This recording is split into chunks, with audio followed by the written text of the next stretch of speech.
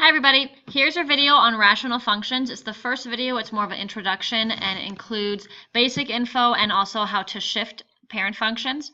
So for this video, make sure you're listening carefully, make sure you write all the notes down and all the examples. Next time I see you, we're going to go over everything and then you'll have a quiz based on some of the stuff in the video and what we do in class. Your homework assignment is on some of the stuff in this video, and the homework assignment's on the back of that little sheet of paper I gave you during the MCAS test.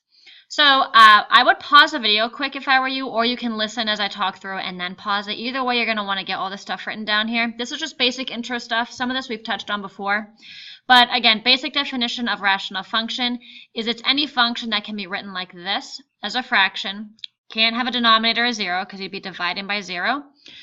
P and Q are polynomials. So a rational function is made up of polynomials. And the graph of a rational function is a hyperbola. That's just the name of the shape that you're going to see, and we did this in class, so there's a quick sketch. That's a hyperbola right there. The thing that makes rational functions unique is they have asymptotes. Those are imaginary dotted lines on the graph. They're not actually part of the graph. It's just people put them there, so if people look at your graph, you'll know what the graph is approaching and what the graph can't be. Just so you know, the word asymptote is kind of a strange word. It comes from the Greek word asymptotos, I think that's how it's said, and that means not falling together. And that makes sense if you think about what an asymptote does. So right here is a vertical asymptote. It keeps the graph from falling together. It keeps it separate, and the graph will approach them but not cross them. The values that are not in the domain are the vertical asymptotes. So the x values, the domain, the vertical asymptote, they're all connected. The vertical asymptotes are what make the graph discontinuous. So the fact that the graph has to jump over this VA right here, that's what makes it discontinuous. And another thing, horizontal asymptote, it has a slightly different meaning here. That's going to determine your end behavior. That's going to tell you what does y approach as x approaches infinity and as x approaches negative infinity. That arrow just means approaches. That's real limit notation right there that you'll see in calculus. So that just means approaches. So as you go to the right forever, what does y level off at? As you go to the left forever, what does y level off at? In this case, it's 0. Y equals 0 is your horizontal asymptote. In this case, x was 0. And again, the graph will approach the horizontal asymptote on both ends, getting infinitely close. And right here, it's just another way of thinking of a rational function. It's just when there's a variable in the numerator and the denominator. It's important that there's a variable in the denominator because if there's not a variable in the denominator, it's not going to look rational at all. So pause the video, make sure you have all that written down, and I'm going to go to the next page. Right here, oh shoot, what am I doing? There we go. Okay, this is the next part. We're going to talk about the basic parent function 1 over x. So what I want you to do is pause the video here. I want you to fill out this table. So take these x values, plug them into here. Do not use a calculator. You should definitely not need one. Just leave it with fractions and plot them as close as you can and connect them with a smooth curve. Try and fill out what the asymptotes are and what the domain and range are. And then after you've done that, then come back to the video and keep watching. Make sure you're actually pausing the video and doing this. All right, so you should be back and you should have filled out the table without any issues. You should have been able to plot the points. Here are the dots where I plotted them. I connected them with a smooth curve. Please check your graph right now. Are the ends getting close to the asymptotes? Now, you might be thinking, what are the asymptotes here? So let's look in the denominator. What would make the denominator 0? Well, in this case, this is as easy as it gets. It's the parent function. It's the basic one. The vertical asymptote is x equals 0 because 0 can't be plugged into the denominator. That's a domain restriction. So what I'm going to do is, let's use this color. Here is a vertical asymptote right there in green. VA is x is 0. Okay, the horizontal asymptote, I will give you the actual rule on that. Oh, shoot. I will give you the actual rule on that, but I'm not going to tell you quite yet until I see you in class. In this case, the horizontal asymptote is y equals 0. That should be on the x-axis here. And that's whatever the graph is approaching on the end. So make sure your graph is getting close to this horizontal asymptote. Let's do domain and range here. The domain, you could do a couple ways. All real numbers except x equals 0. So any x value here works. They all have y values except right here. And that's because you can't divide by 0. Or there's another way. You could just say x does not equal 0. For the range, you could say all real numbers except, okay, let's see, what y values am I not getting? As I move down, all these y values are hit. Oh, there's an asymptote there. I'm never going to have a y value of 0 because there's a horizontal asymptote. Or you could simply say y does not equal 0. Either this or this, either this or this. So now let's see what would happen if I were to do negative 1 over x. How's that going to change the graph? Well, here's just 1 over x. Again, notice how close the graph gets to the axes.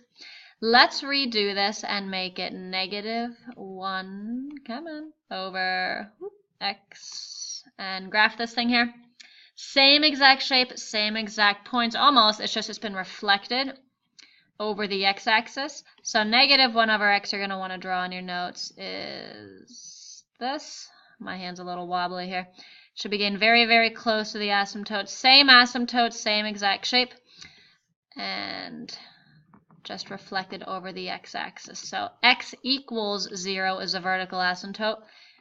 Your horizontal asymptote is y equals 0. Your domain is x cannot be 0.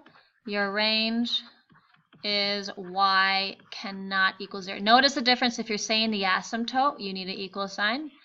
If you're doing domain or range, you use the does not equal sign. Okay, is that all on this page? Yes. Make sure you have all that, and let's do a couple examples together here. Alrighty, so let's talk about basic transformations. Keep in mind that we're always thinking of basic transformations of this thing right here. This is our parent. We're always thinking, how am I shifting my parent? In order to be able to shift rational functions, you have to remember the basic transformation rules that apply to every single function. If I had x squared, my good old parabola here, and I had plus 2 at the end, that moved this thing up 2. If I had x squared minus 3, that took my parabola and it moved it down 3.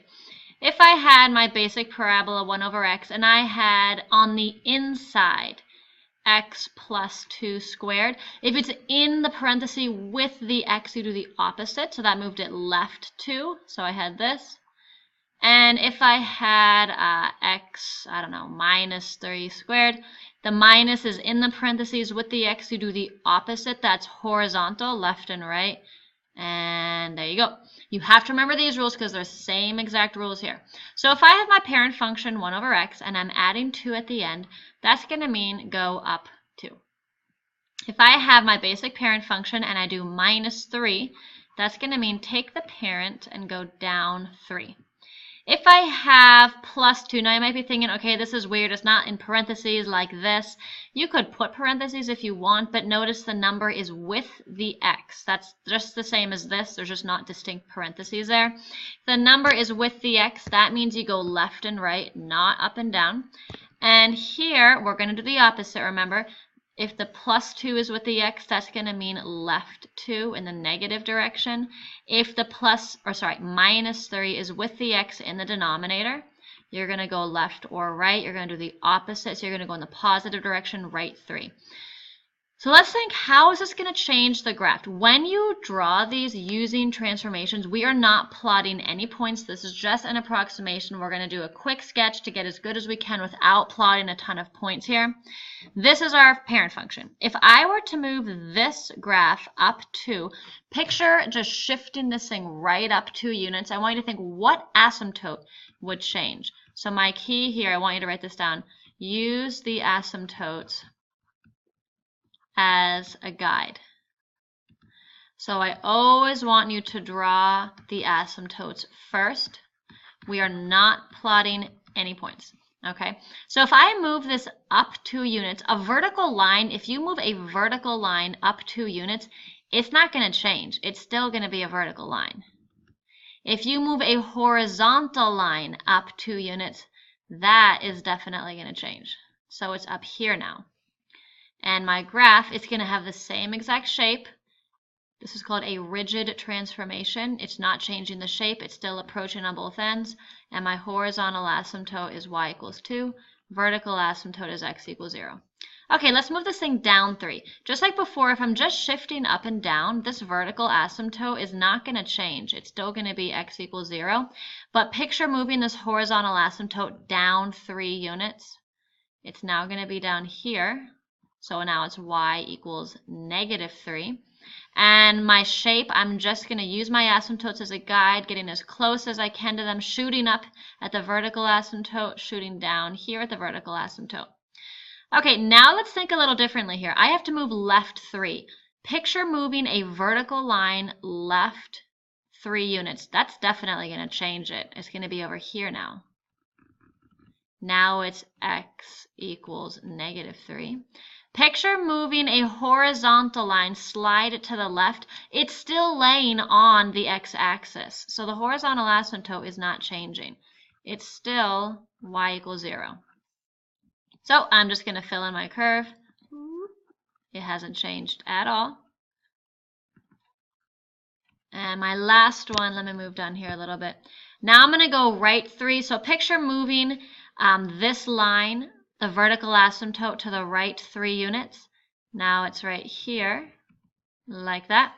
And picture moving a horizontal line right 3 units. It's not going to move. So let me do a different color. This is kind of going on top of itself here. This one is going to be here in red and here in red. So I have a vertical asymptote of x equals 3 and a horizontal asymptote, that hasn't changed, of y equals 0. All right, let's do a couple of these together. So these are all with respect to the parent. We're shifting the parent, remember. Okay, I have 1 over x minus 4. The minus 4 is at the end, so that's going to mean, okay, go down 4 units. This vertical asymptote hasn't changed, so my vertical asymptote is still x equals 0. The horizontal asymptote is y equals -4. The domain is x does not equal 0. The range is y does not equal -4. And let's just fill the curve in. Nothing too crazy here. You're just using that basic hyperbola shape, that's all. All right, for these here, we're combining vertical and horizontal shifts. So here, this -4 in the denominator means, okay, go right 4. This +2 at the end means go up 2. So I'm going to go right 4, up 2. Notice I'm always using my asymptotes as a guide. That should be a dotted line. So here we go. And here we go. So my vertical asymptote is x equals 4. Horizontal asymptote is y equals 2. My domain is x cannot be 4. It's every single x value except right here. My range is y cannot be 2. So I want you to try these two. Pause the video, graph them, state the asymptotes in the domain and range, and then come back and check. All right, here's number 3. We shifted left 2, up 3. Here's my asymptotes, my domain and range. So if you didn't get that, fix that. And here's number 4. This negative means reflect. Hopefully that didn't trick you.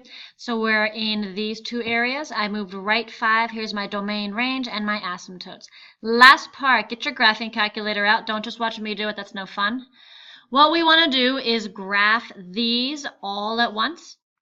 Notice something, erase them, and then graph these all at once and notice something. We're going to do more than just shift left, right, up, and down. We want to stretch and shrink these things, and that's exactly what these constants are going to do. So we're going to compare 1 over x to whenever we add larger and larger numbers in the numerator, and we're going to do 1 over x when we add larger and larger numbers in the denominator. So if you don't have a grapher, watch here. I'm going to do the first set. There's 1 over x, 2 over x, 3 over x, 8 over x. In your notebooks, I want you to draw a neat sketch of what you noticed on the calculator. Go back a few seconds and replay that if you need to.